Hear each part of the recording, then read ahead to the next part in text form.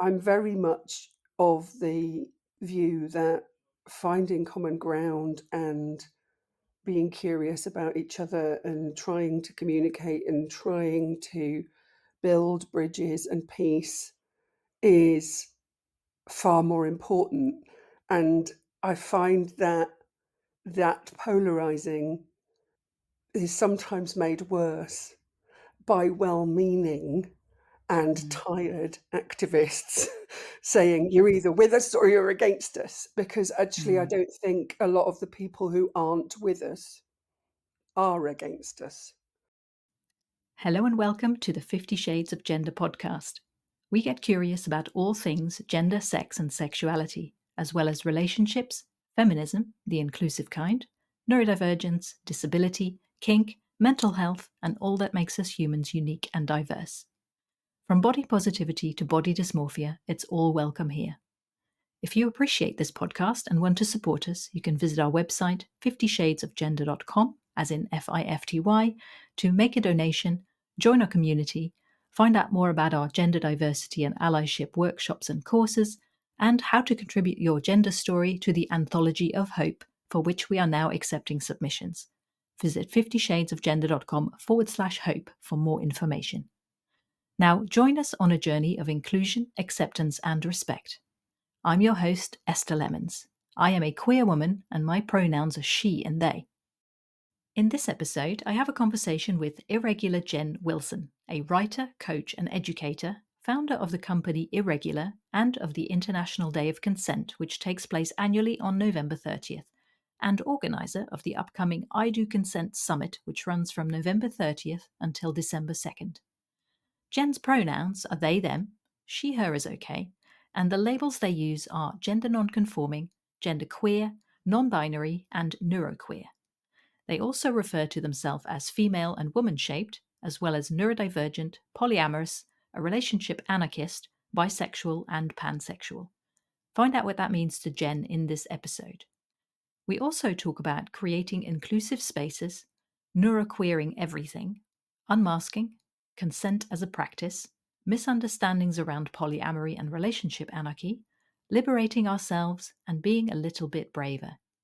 To clarify some terminology that is used in the episode, AFAB is assigned female at birth. Please be aware there is brief mention of suicide in this episode. It was recorded on the 22nd of November 2024. Now let's get into the episode. Hello and welcome. What's your name? My name is Jenn. Hello, Jenn, and welcome. So the labels you gave me, there are a lot of them: gender non-conforming, genderqueer, non-binary, female, and woman-shaped, and that was for the gender labels. So that's a mouthful. Would you like to start anywhere in particular, or? I guess in terms of gender, I am I'm relatively recently noticing and stepping into my gender queerness. I was always gender non-conforming. I'm 6'1", I'm female, and throughout my life I have been, I've got a deep voice, I've got striking features, and I have had times throughout my childhood and adulthood where I've been mistaken for a man. And that used to really matter to me. And I think that I held on to the identity of woman almost as a resistance to being pulled into a definition of Mm. man. And actually, as I've got older, I'm now 53, I've realised that that just doesn't matter to me. Mm-hmm. And I am me, and I have a lot of gender. I'm not a gender, I'm not without gender, Mm. but my gender doesn't align with any of the definitions and expectations and cultural assumptions that go with being a woman. Mm-hmm. And so those labels and those pronouns as well of they them are more comfortable for me. Yeah. um However, I know I have cis passing privilege insofar as a lot of the time people assume I'm a woman, and that isn't terribly uncomfortable for me in the way Mm-hmm. that it is for some non-binary people and trans people. She, her pronouns are okay. They don't hurt me. Nobody's ever used he, him pronouns for me that I can think of, except perhaps in Yeah. jest. And I don't think they would bother me either. They would have in the past, but they don't anymore. When people use they, them pronouns and stop making assumptions about who I am, that's when I feel most comfortable to be fully myself. So Mhm. the labels that go with that of gender non-conforming is that sort of like I'm a rebellious spirit and I won't turn up like you expect me to, and be all feminine and girly and look like you want. I might choose to dress in a very stereotypically feminine way. I might even drag up like a drag queen, but it's up to me. It's not. I'm not going to socially and culturally play the role of woman. However, I don't fully identify with the label non-binary because Okay. it feels like a non something. It feels like a not being rather than a Mhm. being Mm. because it's non-binary. And whilst I like the sort of resistance factor of that, yeah, I don't really want to be a non something. So genderqueer is probably the most comfortable label for me these days. Mhm.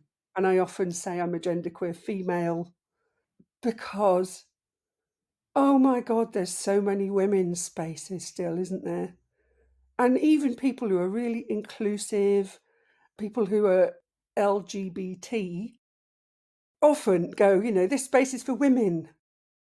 Yeah, they might even include trans women, but there's just no understanding that there is anything other than these two monoliths of gender, and that trying to create a space for safety and security for people who don't feel comfortable in spaces that are very patriarchal, masculine, and have all of the sort of weight of cultural stereotypes and assumptions that go with that. If you want to create a space that is free from that, a lot of people still create women's spaces for that and Mhm. don't even realize that when they do that, people like me are going, am I welcome there? Am I not welcome there? Is this for me? Is it for my trans siblings? Is it for the Yeah. non-binary male people I know? Do I have to look a certain way to feel welcome here? And I know that that's not their intention because I know the people, but it's so hard to engage when people do that. Yeah. Mm. Yeah, and the thing is, I think that brings up a really good point, actually, because sometimes people say if they want to be inclusive, they say, oh, yeah, this space is for women and non binary folks. And it's like, okay, but non binary folks are not like women light or women plus or AFAB or whatever. You have to be Yeah. more specific than that to Yeah. make people feel welcome and to not confuse everyone, you Yes, know? absolutely. Yeah. And we don't have an easy word for that. I think I Yeah. think I mean I can understand the challenge for Hmm. people who are trying to be succinct in this very noisy world of social media and marketing and all of that. That if you're feeling like you've got to go through this process of explaining exactly who is welcome in your space, and using all of the terminology that makes everyone feel welcome, it can feel quite daunting. And I think there's also a lot of fear around because of the media tropes that say you will be cancelled if you get it wrong. There's a lot of fear of getting it wrong that happens. Yeah. True. Um, and so, I mean, that the confusion around that, I I got into a bit of a confusion with someone who said their event was for women and trans women, but not non-binary people. It's a binary event, they said. I had no Hmm. idea really how to respond to that. Yeah. What does And I that knew, mean? yeah, I don't know what that means. And I knew that if I turned up to the event, I would just, be allowed in by stealth. But I didn't go because I just thought, ugh, there's just a bit of a lack of effort there to just work out Hmm. what you mean. What does that mean? Yeah. I did quiz them, and I won't go into the lengths of it because it's not just not important. It was that misunderstanding that you're describing, really.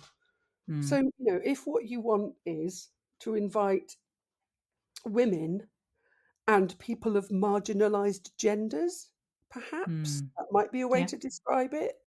you might describe it as women, including trans women, and including the femme-identifying non-binary people, or Mhm. female non-binary people, or, there are ways to Yeah, say it, but you have to be quite specific. And I think, as a headline, you can say it's a women's event and then put something really obvious, really clear, high up that says inclusive or something like that, yeah, or signal it with visibly queer people in your photography or whatever, and make sure that information about who's welcome is there and easy to find, because that's the bit that's exactly. painful, is the labour, the practical and emotional labour of going, "Am I welcome here?" I don't want to have to go through that every time. I just want to be able to see if I'm welcome there or You not. just wanna know, Yeah, I right? just want Yeah, to go, "Can I go to this or can I not go to this?" If I've got to ask, I might ask, but I probably still won't go yeah. That is another because step, like, that you have to take, that you yeah, shouldn't have to take, and also that you might not want to or be able to take. That yeah, is a and it's barrier for people, isn't it? And it it's, really is, um and it's yeah, exhausting, isn't it? yeah, It's yeah, it exhausting is. trying to explain this to people. Sometimes Yeah, I'm really up for that. I've got the spoons and the energy to, and it's someone who's curious and open and listening and who wants to learn. Then I will make space for that whenever I can, because I think you can see usually quite quickly if someone's intentions are to make people like me feel welcome or not. mhm. You can work that out pretty quickly usually. But yeah, God, it's complex at the moment.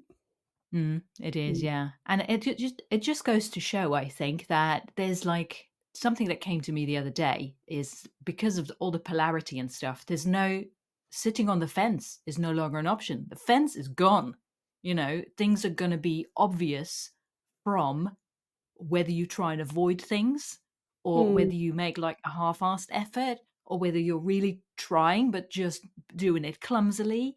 It's all like the nuance of it is becoming more and more obvious, I and think it's that's it's very, I yeah. think that's true, but it also makes me feel sad because as a person whose work and life is about consent and consent culture, I'm very much of the view that finding common ground and being curious about each other and trying to communicate and trying to build bridges and peace is far more important.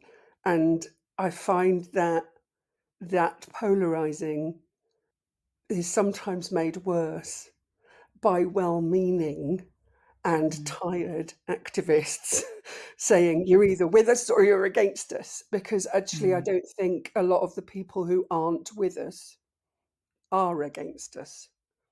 I think a Yeah, lot of there's the people who nuance aren't there, with yeah. us just don't know. And if they're given a chance to be called in rather than called out, to be communicated with, to be encouraged and supported and not frightened off Yeah. um, from seeing the world slightly differently, then things really can start to change and that Mhm, polarization can get better. But mhm. yes, we're at a point where Donald Trump's just been elected in the States, and what Yep, that says for women, for trans and non-binary people, for gender, for equality across the board. It's not, obviously this is not just about gender. It's about ethnicity. It's about beliefs. It's about poverty. It's about dividing and polarizing as much as possible to retain power, I would suggest. But yeah. that's exactly it, like, keep us fighting amongst ourselves rather Mhm. than uniting. Gosh, there's a massive cat fight, I think, happening outside. I don't know if you can hear it, and your cat just showed up on the screen, so that's Yes. lovely. Ah, all the cats everywhere. Um, yeah, it is, and unfortunately, it does look like it's getting worse before it gets better. But I do Mm. feel like all this old stuff is crumbling, and these are just the last death throes of it. I That's would like really to how think I so, see yeah. things. I would like to think that these are the death throes of capitalist patriarchy, white Yeah. supremacy, etc. unfortunately, in its death throes, it's lashing out very violently, and a lot of people are getting hurt and killed. Yeah, that is the Um, reality. Yeah. but I think that hope, without it being toxic positivity, Mm, hope, queer joy, all of those things mm, are important, and mm, refusing to be drawn into hating one another, and mm, instead looking for shared space, common ground, and being defiantly, utterly ourselves is, is is the means we'll come answer. out the other side. And I see it in young people. I have a teenage Mm, kid who, uh, amongst her friends, there are people of all genders and all yeah. sexualities and all backgrounds, and it's just, yeah, whatever, that's all cool. There's just Mhm. really no problem whatsoever. Yeah, exactly. Mm, Exactly. It's so true. mm, So true. Yeah. I feel like it's time to just, it's a breaking point, and it's just, how much further can they push mm, us mm. before things start, before people start a rebellion, basically. I feel like, maybe it's time for a bit of a Yeah, revolution. yeah. I mean, Let's, can we just get on that? Yeah, let's do yeah. that. I mean, that's Yeah, what that's that would really. look like, I don't know. Um, Well, but I think my people have some rebellion, ideas. my rebellion is that kind of cultural resistance, really, and actually Yeah. trying to live in a way that the cultural paradigm we're in makes very difficult. But Mm. building consent culture rather than entitlement culture is kind of my mission. That is Um, definitely a big part of it, because consent is so fucked up in society, coming from a background of like marketing and stuff. And it annoys me so much. And I hate being shoved, like adverts being shoved in my face and stuff like that. And they're like, well, if you use this platform, then you consent. I'm like, no, fuck off. Or mm, failing to opt out or not opting out does not equal consent. Can we just mm, stop this bullshit, please? mm, mm, Anyway, you're the expert on that, so we'll get into that. yeah, Before we do, though, I was just going to ask you about the label neuroqueer and being neurodivergent and everything like that, because I really like the term neuroqueer, and I'm leaning towards that myself as well, yeah, yeah, increasingly. So, how does that? What is that like for you? What does that mean to you? And how is yeah. it linked to gender, like neurodiversity and gender, or neurodivergence and gender? Yeah. I think, for me, I'm going to just speak from lived experience on this, really, which is, like, as I said, my gender queerness is kind of a late realization. Hmm. So is my neurodivergence. I was diagnosed with ADHD when when I turned 50. And I also my sexuality, the queerness of my sexuality came to me late in life, insofar as, because I'm female and because most of my relationships were with men, I allowed myself to believe that I was a straight woman until my 40s, when I finally got out of my marriage and started to explore ethical non-monogamy and discover, Hmm. really start pulling back the layers of who I am and working out who I am. And then we had the pandemic, and we had all of these other things to sort of strip away at who we are. And I Yeah. think, in the end, what I think is that my story is not that uncommon, insofar as many of us take decades to stop trying to fit in to what the world seems to be expecting of us, and the stories we're told about what normal looks like and what the standards are, and that you'll only be happy if you, etc. Mm. And it takes decades to get to a point where you go, fuck that, actually. This is making me Fuck that, actually. miserable. Yeah. Love This it. is making me miserable. I don't fit. I can't fit. No matter how hard I tried, I was never going to fit in, because it's not who I am. And it made me miserable. It made me depressed. It made me ill. And Hmm. actually, my other name is Irregular Jenn, is the name I go by a lot of the time. And my Hmm. company is called Irregular because before I knew I was queer, before I knew I was neurodivergent, before I knew any of that about myself, I knew I was irregular. I knew I was a bit different, a bit odd, and not the standard. And it's only when I gave myself permission, consent again, gave myself Mm. permission to show up in the world more fully as myself, to stop trying to fit in and to start shaping the world in a more wibbly wobbly, irregular, fit it round me kind of a way, that I've Mhm. actually found belonging. I've actually found deeper connection with myself and with the people that I'm closest to, because now my relationships are based on, and my work and my life is based on who I really am, not trying to fit into neurotypical, straight, etc., patriarchal, Yeah. capitalist, etc., standards, Mm. but resisting the prevailing cultural paradigm in every way. So that was a very long-winded way of saying, and I've got ADHD, so I do ramble on. Um, the answer to what I mean by neuroqueer is, I think neuroqueer is actually kind of a process. It's neuroqueering things. Mm. It's a questioning. It's a coming at the world from a well, why is it like that kind of perspective, and could we try doing it in a different way? And it doesn't have to, and I don't have to. No, I shouldn't. No, I won't. It's a process of going. It doesn't have to be that way. It's Mhm. and challenging and exploring and being playfully curious about what's going on and finding new ways to be, which is sometimes really, really hard because that paradigm is very sturdy and well established and Mm. hard to resist. But it disables me and it others me. So fine, I'm going to take that on and be me nonetheless. Oh, I love that. That yes. Yeah. It like, and especially with neurodivergence, because I've been on a journey of that and thinking, hang on a minute, I came across the term neurodivergence and I was like, oh. And Mhm. then it was like, the way autism and other neurodivergences show up in people who are assigned female at birth is very Mm. different from the quote unquote mainstream characteristics of it Mm. throughout.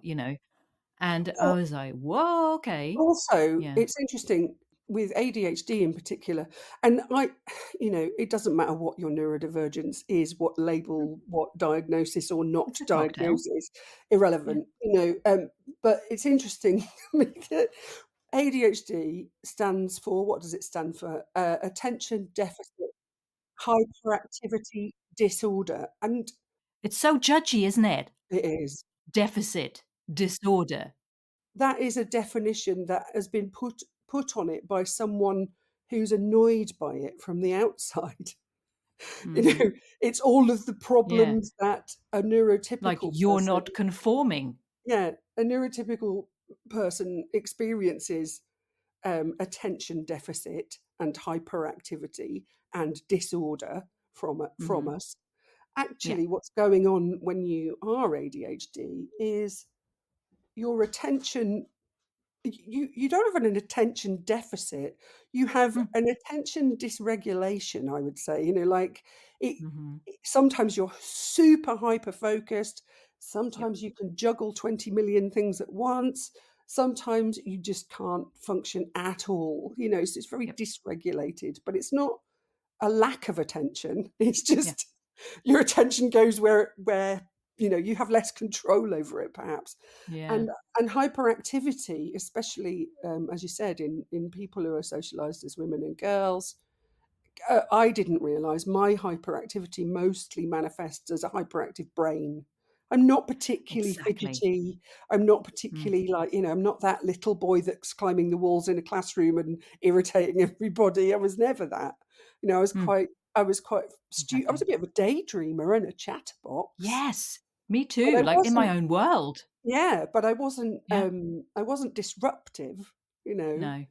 'Cause I Um, think because also we get taught because of how women are socialized, I think I just learned to mask like a fucking champion. yeah, yeah, I was very and being a people pleaser, yeah. all that stuff. The way we get socialized is we just learn to adapt Mm, really, really well. Mm. But at the same time, yeah, it is masking. I've lived my life masking most of my life. Yeah, And, you know, and you get tired of it. Let's put it that way. Yeah. you do, and I guess that in a way that neuroqueering process is partly going, I'm taking this mask off and Yeah. defiantly taking the mask off. And what's interesting is when you do, you don't really realize quite how deeply stuck on that mask is, and the ways that you've Mm. been doing it are so subtle and so Yeah. ingrained and so insidious that you don't always Insidious. recognize Yes. them. And I think, that, like I say, it's no coincidence that my diagnosis as an ADHD neurodivergent person came Mm. before my recognition of myself as a genderqueer person. Because Interesting. Yeah. I think that permission that diagnosis gave me to go, "Oh, I am different. I really am different. There is nothing wrong with me. I am actually different. Yeah. Okay." And then I started to lean into that and go, "Okay, let's bring on the difference. Let's take this mask off. It's uncomfortable and it's weird. Let's see what that feels like." And Yeah. underneath, I was somebody that didn't look the same, didn't feel the same, and didn't act the same as the person that had put those masks on in, 50 years before. Mm. Mm, Yeah. Gosh, I can feel that. Yeah, I can relate a lot. mm. And it's an interesting one how gender has is or it has and is becoming understood as like a spectrum, like a universe, really. It's not Yeah, linear. yeah. And same with neurodivergence, right? And it's just so fascinating to me and how It it all is, and links together in such ways. I mean, this is absolutely not backed up with any evidence or science, but I was having a conversation with a couple of other neurodivergent people about it the other day and going, God, there's so much comorbidity, that's a horrible word, with Isn't it? ADHD and autism. I don't think I would get an autism diagnosis, but I definitely have some autistic traits. Mm, And same. what if actually most of us are neurodivergent? Hmm. If you look at all of those, things like dyslexia, dyspraxia, all of those Yeah. different neuro atypicalnesses. And Yeah. And being a highly sensitive person for me yes, is yes. also part of that. Yeah. And actually maybe actually neurodivergence is more typical than we think. And it's I n think and it so. and it is actually maybe these social and cultural constructs of the 19th, 20th, certainly, and 21st century that disable us and make us feel other because capitalism and patriarchy and white supremacy and all of those things require people to conform to standards. And I Yep. don't think that's naturally who human beings are. I don't think we Mm, are naturally like that. So I think it's really interesting, the whole thing of neurodivergence. In fact, maybe we're not the different ones. Maybe the people who are comfortable inside the standards are the ones who are the unusual ones, in mm, fact. I don't know. It's yeah. a It's theory. it's a good question. Yeah, it is Mm, it is good to question all that stuff. Like mm. question everything is basically And my and the motto same for with life. gender, like Yeah. the concept of what a man and a woman are is so much a social construct and a cultural construct. And yes, Yeah. there are physical attributes, and there are people who feel that their body doesn't match their sense of who they are, and that's totally valid, and of course. I just think that maybe those two boxes, those two kind of categories, which are, as you say, part of a spectrum, sort of maybe a Venn diagram. And actually, the people who are female and identify with what is culturally defined as a woman, genuinely, enthusiastically, and utterly, quite a small number of people. And the same with Yeah, men. Actually, maybe this is true. liberating to go. Let's I just get think rid. so. Let's just remove all of that bullshit and stop trying to be a thing or another thing. Let's just be Yeah, and then truthful. even like the definition of woman, which is like such a gotcha question and like all that stuff around it. But Yeah. in the like a while ago, I remember talking about this to two podcast guests, and I had a sense of like, oh yeah, you've got this universal experience of womanhood and an individual experience of womanhood. And the more I got thinking about that, it's like there is no universal experience of womanhood.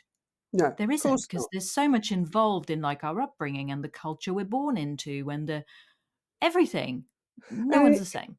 absolutely, and in a way, you start these podcasts with a tell me about your labels, and Yeah. and and actually, yeah, those are labels, and they are labels that I sometimes will choose to put on and wear proudly to make a Yeah. statement. At other times, I just want to forget about them You completely. don't wanna wear them. I Yeah. th I think I think they get in the way of our shared understanding as human beings and of how we Mhm. can relate to each other in the world. I think True. the weight of judgment and value that is attached to categories is part of that oppressive system. Mm. Yes, categorise. I'm 6'1", so I'm in a category of tall people. I'm female, so I'm in a category of people. I'm a parent. I've given birth. I'm in a category of that. There's lots of ways you can categorise me, but it's the value and the judgment that attaches to the labels that we put on ourselves where we're creating, I think, a lot of the time, unnecessary division. Yes, it can help us Mhm. find our, in inverted commas, tribe. That's a bit of a problematic statement. I don't like find your tribe because it feels culturally appropriative, but it can help us Mhm. find our community. It can help us find people who are like minded. It can help us find spaces where we feel safe and included and welcome. And it's useful for that. But a lot of the Mhm. rest of the time, it's getting in the way of connecting and understanding one another. Mm. Yeah, yeah. That is so true, yeah. There's pros and cons to labels. Mm. Yeah, I like that. So some more labels you gave me was, about sexuality, like bisexual and pansexual, and then also relationship anarchist.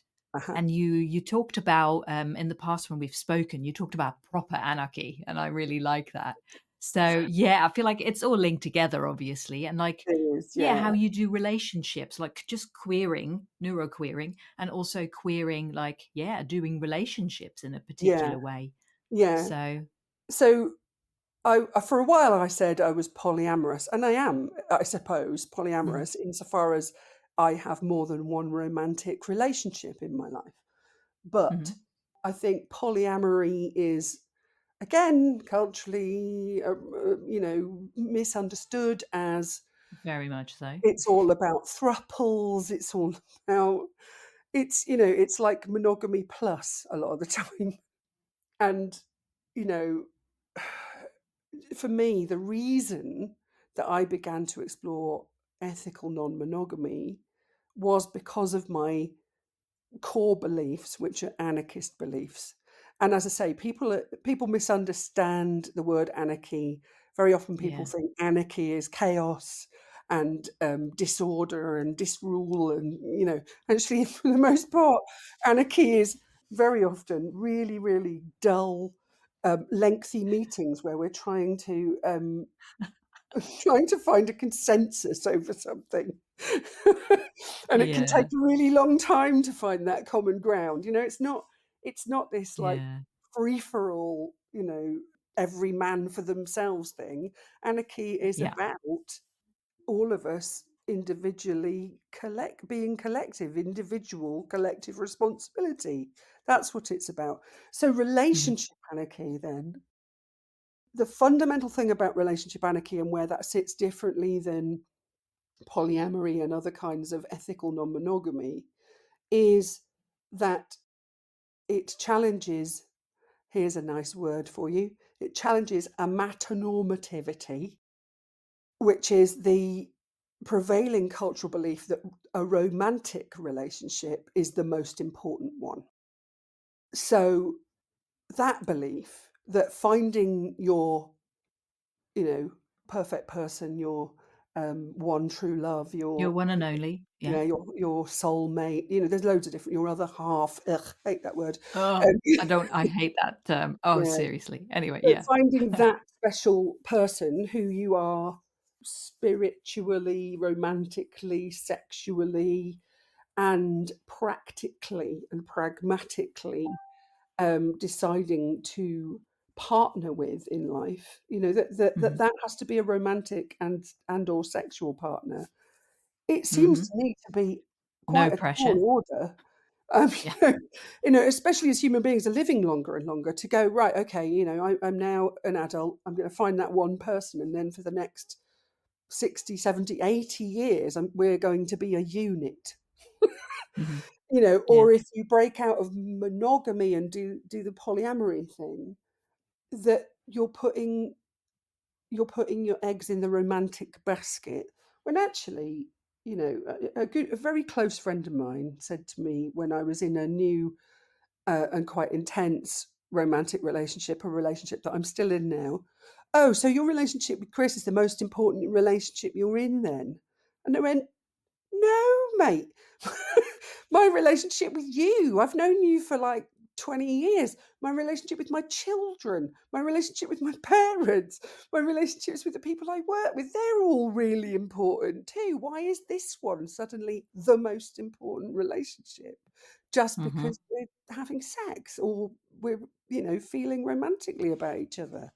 Mhm. So this supremacy of romantic feelings as being the anchor for one's life, I think it's really problematic. And It I is. And I liked what you said, like romantic supremacy. yeah, Yeah, that is such yeah, a thing, really, isn't it? Yeah. yeah, and Yeah, yeah. actually, whether you are monogamous or not, I don't really mind. There's nothing wrong. There's nothing wrong with monogamy if you've actively, Mhm. chosen to go. I will only have sex Yeah, with this one person for the rest of my life, or yeah. I But it will should be a deny. choice, right? Yeah, as lo Yeah. as long as It it should should be a be personal choice. consensual, rather than Yeah. just social default. And, Yes.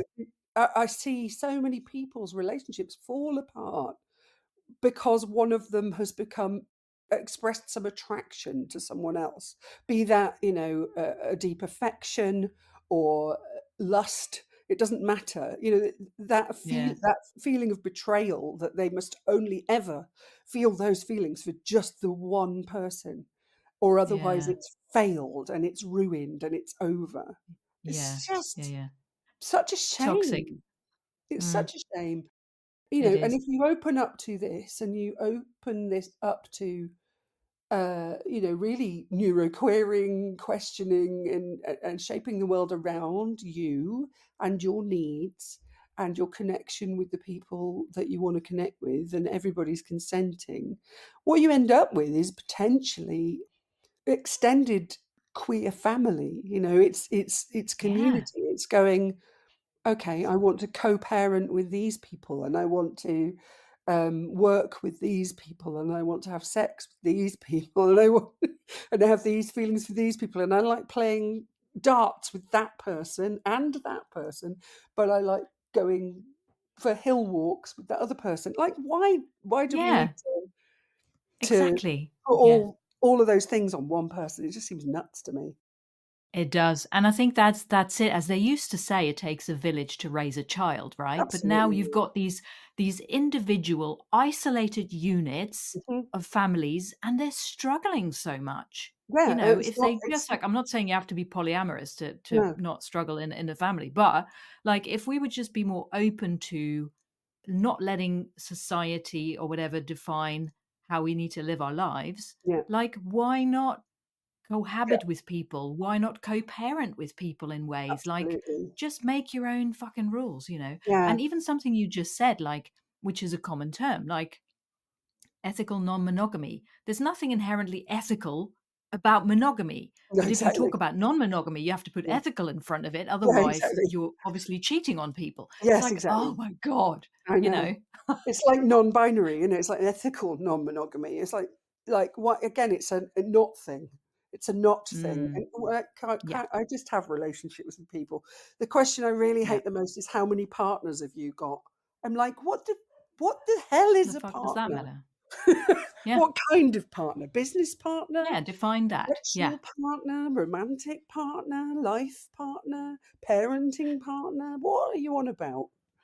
Yeah. See, and that comes down to, again, this whole patriarchal, you know, toxic masculinity saying basically, if you have a vagina, we Mm, have a right to know and control what you do with that vagina, mm, and there should be only one penis going into it on a regular basis, but not more than one, yeah, for a different owner of it, whatever. yeah, That's again what it comes down to, isn't it? it Yeah. really does. Yeah, yeah. Yeah.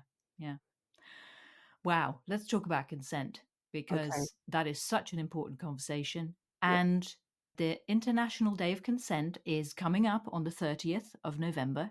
yep. So, yeah, what do you want people, I mean, this is like a whole long conversation, but what do you want people, maybe in relation to gender and stuff, obviously Yeah. the subject of what we're talking about. What Mhm. would you like to say about consent? What is the most important thing you would like Um, to say about consent? well, I'm going to ramble, Esther, I'm Okay, afraid. ramble on. Because that's really not a kind of a succinct thing I It's can not answer. like, "Can you take 2 minutes to just solve this, please?" Yeah. Yeah. But I do think that consent is a power that we each have, and that a lot of us are not recognizing, noticing, and using. And what I Mm, mean when I talk about consent is not legal consent, which is a tick box. It's a line you can cross, and it's simple and it's black and white. You either mhm. did or didn't do a thing. You either did or didn't tick the tick box. Whatever it is. I'm talking Yep. about the practice of consent. And my current working definition of what consent is that consent is a practice for connection whereby Mm, everyone who is directly involved or directly impacted by the consent is secure enough and comfortable enough to continue. I And love that. that definition means well, the one of the most important parts of it is the ongoing aspect of it. Because at Mm, any point, anyone can stop feeling comfortable and secure enough to continue, and then we're not in consent anymore. But the other thing about it that's really important is that consent operates on, well, I define it in four different layers, but like anything, it's a spectrum of things. But mhm, one is the consent you give yourself, the mm, permission you give yourself, the conversations. If you have an inner voice, not everybody has a voice, but whatever mechanism you have in your brain for deciding I can or can't do that, I am allowing myself to do that, or I'm not allowing myself to do that. That is part of consent. And that is your own agency and your own accountability for your own choices and decisions and actions. That's at the heart of it. Then consent operates on the level of interpersonal, the consent between individuals, which may be sexual consent, but could equally be, well, it could be anything. anything, yeah. Any interaction. And one I Mhm, often talk about is the dentist, because people like to talk about enthusiastic consent. I'm like, well, I'm never enthusiastic about dental treatment, but mhm, I do actively give an engaged consent in that moment, in that chair, to that dentist to go ahead and drill. So, mm, consent can be very live and engaged without being enthusiastic. So that's interpersonal consent. Then there's the group dynamics of consent and the different ways that different groups we find ourselves in navigate usually unwritten and unspoken rules about how we can and can't behave with each other. So, for mhm, example, how you are expected to and allowed to behave in your office or workplace may be really different from the group consent and dynamics in a bar or a nightclub, or with a group of parents at the school gate, or at a family gathering. That each of those different sorts of groupings where the expected and consensual consensus of how you're expected to behave is different in each of those group situations. And then That makes a finally, lot of sense. Yeah. yeah, Yeah, because also with gender, for example, that's what I mm, was just thinking about. You might be mm, able to be out in certain spaces, but not others. And, all absolutely, that stuff. And like the absolutely, consent that you give yourself, but also the consent you get from those environments. Yeah. yeah, So, yeah. And what's the absolutely. fourth one? Yeah. The Yeah. fourth one is system, society, culture. Mm. And actually, this is where most definitions of consent start to fall down, because Mm. a lot of them will have in them freely given consent. And I would suggest that in any of the systems in pretty much all of the world, maybe unless you live in some kind of remote off-grid place, is hierarchical and coercive, Mm. and therefore you're not fully free. Democracy, Mhm. for example, is not consent. There Mm. are vast swathes of people in America or in places that are directly affected by America who don't think it's acceptable for Donald Trump to be anywhere near the White House, but he is Mhm. democratically elected as the president of the United States right now. So democracy Mhm. is not consent. The systems that we live in are Yeah. non-consensual, and that and Mm. the way we learn about ourselves, our gender, our sexuality, our identity, our neurodivergence, or whatever about ourselves is informed by that social and cultural thing. So it Mhm. all comes back to us in the permission you give yourself to Yeah. show up in the world as you or not, to try and fit Mhm. in or not. That's all influenced by that outer circle of Yeah. systemic non-consent. So Mhm. we live in a non-consensual paradigm, and therefore showing up as yourself when you are queer, when you are different, when you are other, is a radical act, because you Mhm. are in your own sphere of influence shaping change, making, showing up in the world visibly, and loudly, and going, I'm me and I don't give a shit if you tell me that I can't be me, which is dangerous for a lot of people, obviously. And I'm not saying that everybody has to do it, but it is a radical act, just saying Mm. no to stuff and yes to stuff. Yeah. Our own Totally. person. It's a privilege to be able to do that a lot of the time as It well. is, but and Yeah. I would say even in the most oppressed circumstances, you do have some agency. You do have Mm. some ability to choose, and it may be a very limited one. And Mm. you can't be held accountable for your decisions when you have no agency. This is really important in consent, particularly around sexual Right. consent and children. Children do not have enough agency and capacity to consent to sex. It's just not a thing. Yeah. So, and the accountability rests with the adults who have more accountability and more agency. But Yeah. that can be seen in other power dynamics. So, that expression that's used a lot, it's better to ask for forgiveness than permission. Mm. Heard that expression? I I've have had heard it. I've had that leveled at Yeah. me as a consent specialist, and I've gone, well, hang on a minute. That statement is not valid if you have the power and you're exercising your lack of permission on people who have less power, less Yeah. agency, less ability, capacity to consent than you do. Then Mhm. Mhm. that's not okay. However, if you're the person who's at the other end of that power dynamic in this coercive society and you're punching upwards, then yes, maybe it is more appropriate to ask forgiveness than permission. To go, actually, I Mm. don't care what your rules are, I'm going to break them. I don't care if I've got your consent to protest right now. In the UK, Mm. where I live, there are proposals for restrictions on rights to protest, and in fact, some Mm. of them have come into place. I will fight for my right to protest. I will break the law, you know, Mhm. and that's not asking for permission. Yeah. Yeah. That's not waiting for consent from someone who's got power over me.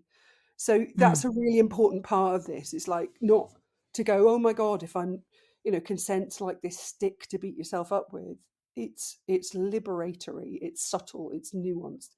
It's Mm. about finding that common ground, finding that connection where everybody's secure enough and everybody's comfortable enough to continue. If you're aiming for that, you're probably not going to hurt Mm. anyone.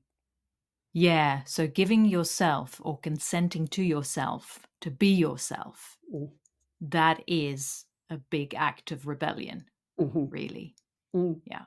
And people don't realize just how much so, but it is also like infectious in a good way. If It you is. see someone like just being themselves, like unapologetically, Yeah. it's just inspiring. It's like it's this spark, and it makes you feel like, oh, I think if it triggers us, it's really good information because it's like, okay, where am I not being myself? Where am I Mhm. hiding? Where am I feeling oppressed? Where am I, and obviously from my own point of privilege, that is a whole other conversation.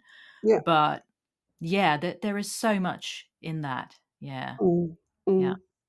And I think, for anyone who's listening who's kind of wrestling with consent issues and with things like people pleasing, Mm. which is it's very hard to resist, it's so deeply ingrained in so many of us. And it's not just people who are socialized as women and girls, it's No. anyone who's experienced any kind of being pushed out, pushed away, who's felt a lack of belonging, a lack of connection and warmth is going to sometimes feel that urge to please others, to try and get back into Be that connection. Yeah, and What be safe, it's a big safety thing, I think. It's just something you Yeah, learn, especially in your childhood, I suppose, when you grow up, yeah, to that you've learned that keeps you safe in yeah, ways, whatever safety means. It could be like real, literal physical safety, it could be emotional safety, it could be all sorts of things. yeah, Um, and I'm not even going to begin to delve into the challenges of trauma here, mm, which are generational and deep and yeah. huge. However, I think one of the things to do that's useful is to practice noticing what's Mhm. going on in yourself and to notice your own emotional responses to things, to take a pause before you Yeah. go along with stuff and Mhm. implicitly have consented because you haven't said, hang on a minute, to Yeah. try to go, can I take a moment? Yeah. When someone's asking something of you, can I just have a minute? To just have 5 minutes. I just want to think about this is Mhm. the first step. And also the other clues are when you feel a build-up of resentment or frustration that that thing when you're in a relationship when you're like, oh God, I always have to put the bins out, or I always have to do the washing up, or whatever it is, where you're feeling that resentment is there's maybe a need to have an honest conversation about, well, actually, maybe you don't always have to put the bins out. Mhm. Maybe there's a different way forward. Maybe there's a solution you can find together where Yeah. everybody's more comfortable. And the rock and the hard place of even if you are without power, without agency, without a great deal of capacity to consent, ask yourself, do I have to? Do I really have to? At what cost? Because sometimes there is a bit more choice than you think there is. And Mm. certainly your response to whatever stimulus is hurting you or is painful to you is in your response to that is yours. Yeah. No Yeah, one can yeah. take that away from you. So Yeah. even in dire situations, you have more power than you think you have, I think, in that consent Mm. sometimes. Yeah. Yeah. Yeah, that is so interesting because from my perspective, like as a recovering people pleaser, it is like a cascade of internalized stories and actions, and Hmm. it becomes so fast that you get to this destination, you don't even know how you got there. You're Yep. in suddenly in this place of resentment. That's an emotion I'm very familiar with, or a Yep. feeling, whatever it is, an emotion or a feeling. Yep. And it's like, oh, and I have to, like, you have to break it down, interrupt this pattern, thinking, hang on, what are the steps? Mm. And then you can stop yourself before you get to that Yep. destination of resentment. But it takes a lot of unpicking and a lot of work. It It's does, not an and it easy can be thing. really difficult in Yeah, relationships too when you're putting down a new boundary where there wasn't one yeah, before and going, "I know I used to exactly. do this, but I'm not prepared to anymore." Yeah. That's really hard because the person on the Mhm. other side of that boundary may experience it as something you're doing to them. You're not. Yeah, A boundary is yours. It's for yeah, you. It's yeah, not something ever that you're doing to someone else. It yeah, is, yeah, I am holding this space for me to yeah, go, that is the edge of my limits. That is the yeah. edge of my tolerance. That is something that I will not Mhm. permit anymore. That's And a beautiful thing to get to, and yeah, hard, it's hard, really but hard. it's so liberating when you finally get there, and then, yeah, like, people might be accepting of that and thinking, "Thank you for sharing, I wasn't aware of that, and I will meet you in that place." And there are other people who might, as you say, be reactive or challenge your boundary or be, like, defensive or Yeah, whatever, so you yeah, then have to learn to navigate that space because it can be so easy to just be confronted and just go back in your shell and not know how to deal with it. So it's a whole, yeah, like, the boundary setting is just one step in yeah, that process. So you need yeah. a lot of And that, strength to, yeah, those yeah. boundaries can start, they can be knocked and crumbled, and it can take Yeah. a while for them to establish as firm Yes. boundaries. It can Yeah. take a lot of practice to Yeah. hold them firmly. Yeah. Um, it's worth the effort. Totally. One of the things I often say in my work, I coach people to help them through their, people-pleasing behaviors and their boundary setting. Mhm. And one of the things I often say is, the thing about being able to really say and really hear "no" is it makes your "yes" way more yesy. That's it. You Yeah, know, that is there's so true. although there's this pain here in going, "No, no, no," then I love it when someone says no to me now, because then I know where I stand. Then Yeah, I know that they trust me. Then I know that they will be honest with me. And so that true. is brilliant. That's so connected. That's so Yeah. much better. I don't ever want anyone to say yes to me because they're frightened of saying no, or because they're Yeah. embarrassed of saying no, or because they're awkward about saying no. If they say Mhm. yes to me, whatever it's about, I want that to Mhm. be a fully, "Yeah, let's let's go ahead and do whatever that is, Jen." That's how I want Yeah. it to be. I don't want it to be an Mm. a coerced, expected, Exactly. assumed thing. Yeah. That is so true. Like, and coming from, like, being a recovering people pleaser, I really consider myself Mm, recovering. me It too, just got it, yeah, and it just became so clear to me, like, we're not pleasing anyone.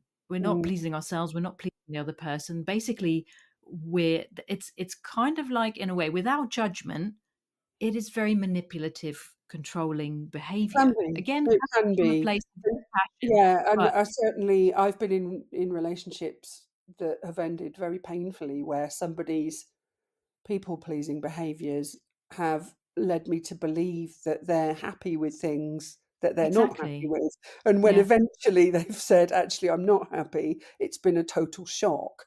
So exactly, and you get a sense of betrayal, I suppose, because mhm, in a way you've been lied to, yeah, and it's, like, not like, again, without any judgment, because we all bring our stuff to mm, interpersonal relationships, mm, and that is just life.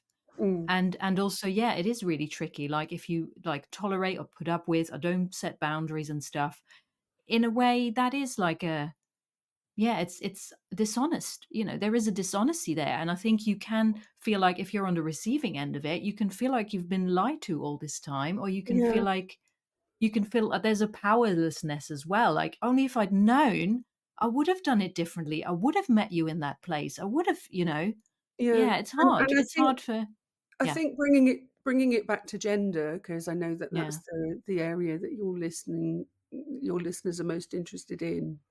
I think with that, it's just an encouragement to people to be a little bit braver with being open about who they are if they're struggling to step into their gender, mm, and recognizing that they may lose some people who can't yeah, go with them on that journey. And that is painful. It really hurts a lot.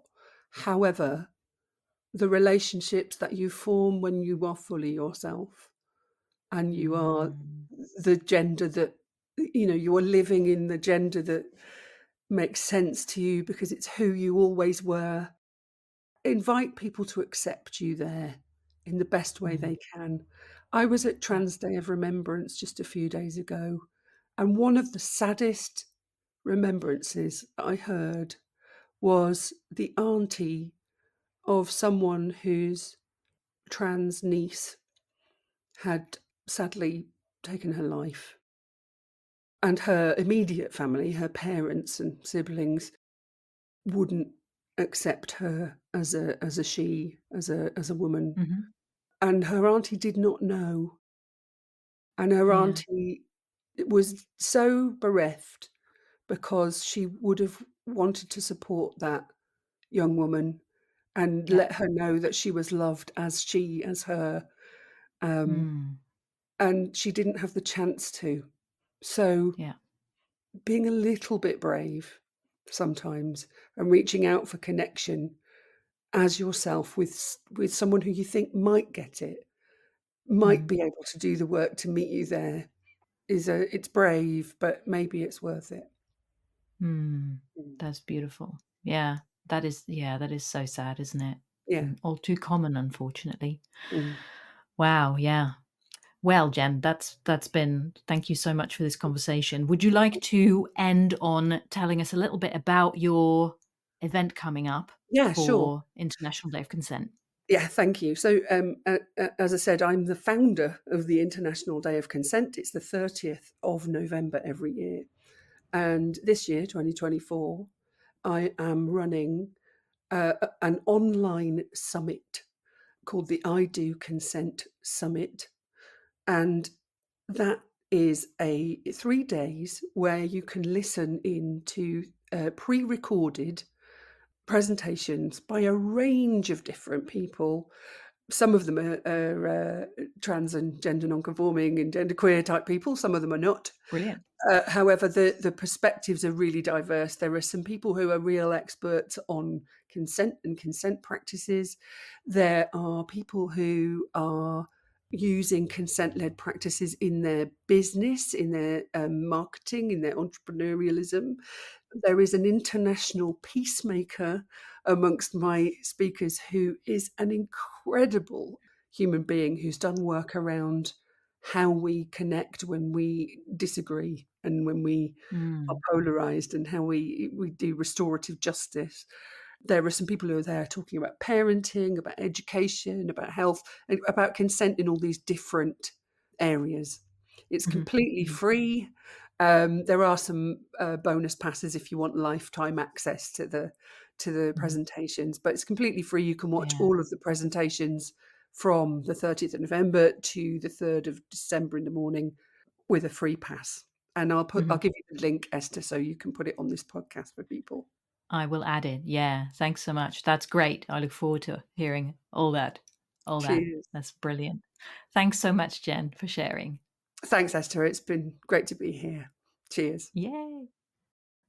You can find out more details on the website at 50shadesofgender.com/Jen-Wilson, where you can also read the transcript. And you can find Jen on their website, irregular.org.uk, and on idoconsent.org, where you can also find details of the I Do Consent Summit.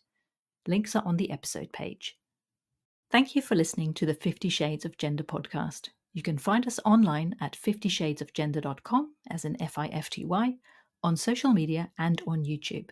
Again, to support the podcast, visit the website to make a donation, join our community, find out more about our gender diversity and allyship workshops and courses, and how to contribute your gender story to the anthology of hope for which we are accepting submissions now. Visit 50shadesofgender.com/hope for more information.